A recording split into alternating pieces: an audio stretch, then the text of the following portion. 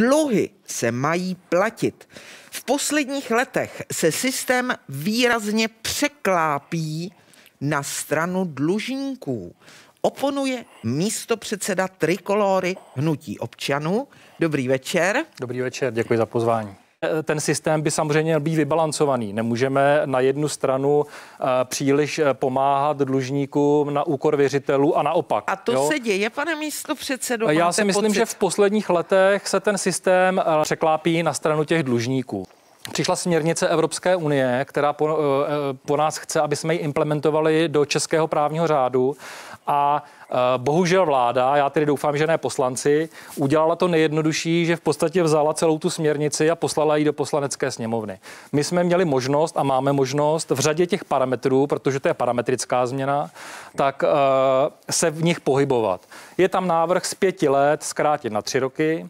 Je tam samozřejmě důležitá věc, o které my jsme hovořili, to znamená k těm fyzickým osobám přidat vlastně podnikající osoby. To je asi jedna z těch hlavních věcí.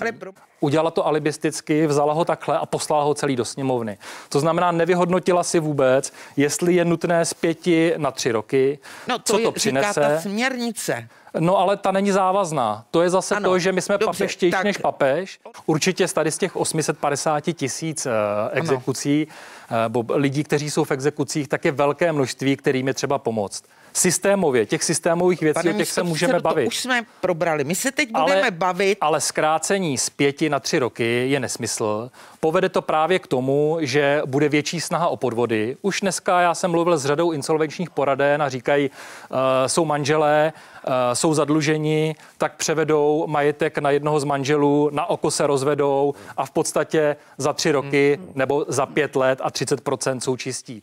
A případní další nebudou mít tu motivaci, že prostě za 3 roky budou odluženi. Jo? To znamená, je tam i ten meč nad nimi prostě Damoklův, že prostě do toho rizika samozřejmě prostě nepůjdou. Jo?